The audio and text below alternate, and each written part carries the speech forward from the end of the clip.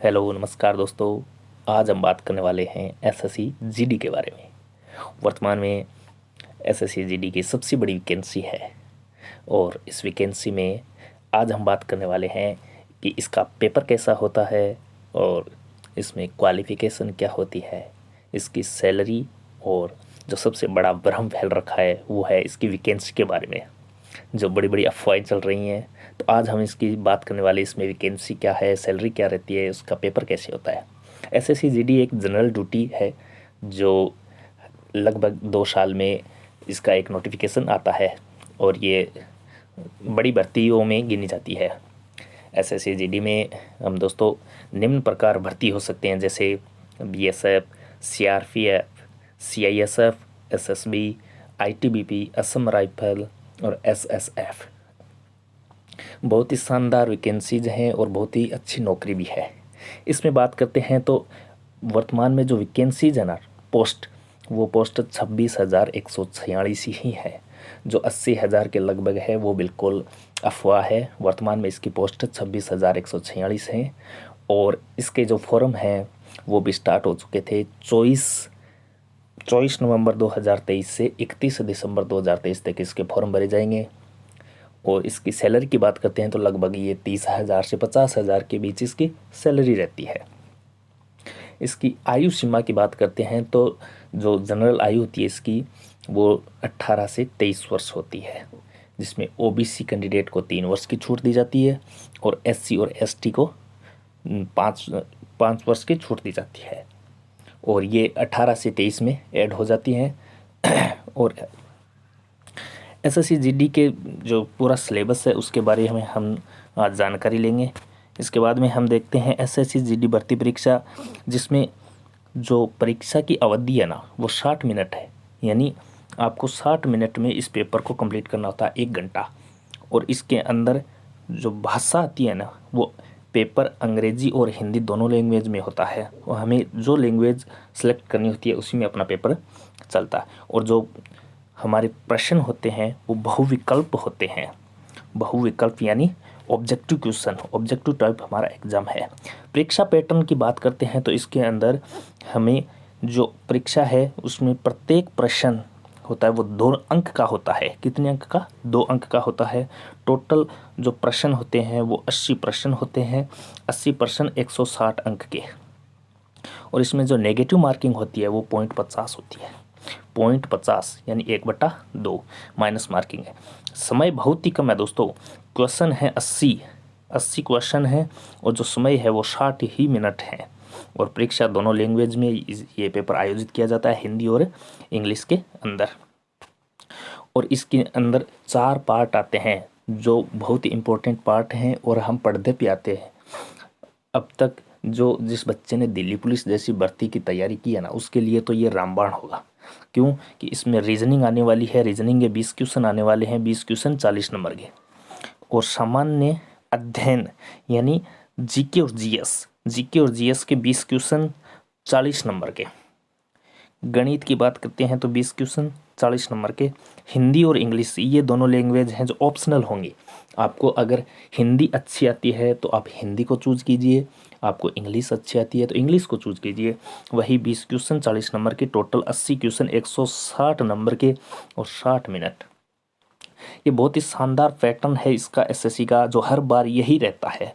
और जिस बच्चे ने मैथ्स, रीजनिंग और हिंदी ये तीनों पर अगर अच्छी पकड़ है और जीके थोड़ा बहुत आता है तो इसके लिए उसके बहुत अच्छे चांस बनते हैं। आगे हम बात करते हैं इसके सिलेबस की। सिलेबस में बात करते हैं तो जीके और जीएस में भारत के पड़ोसी देश, खेल, इतिहास, संस्कृति, भूगोल, आर्थिक दृश्य, सामान्य राजनीति, ये पॉलिटी की बात कर रहा है, सामान्य राजनीति और भारतीय संविधान, वैज्ञानिक अनुसंधान, सामान्य विज्ञान इत्यादि।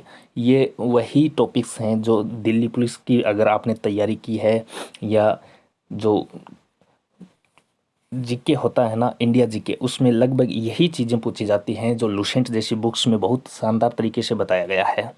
और इसके बाद हम बात करने वाले हैं मैथ्स के सिलेबस की। मैथ्स के सिलेबस में वही संख्या प्रणाली यानी संख्या पद्धति, और संपूर्ण संख्याएं, दशमलव, प्रतिशत, अनुपात, समानुपात, औसत, उसके औसत के बाद ब्याज, लाभ और हानि, छूट, क्षेत्रमिति, समय और दूरी, अनुपात और समानुपात, समय काम, ये सभी वही टॉपिक्स हैं जो अभी आपने तैयार किए हैं जो दिल्ली पुलिस के लिए या फिर आप पढ़ते आते हो।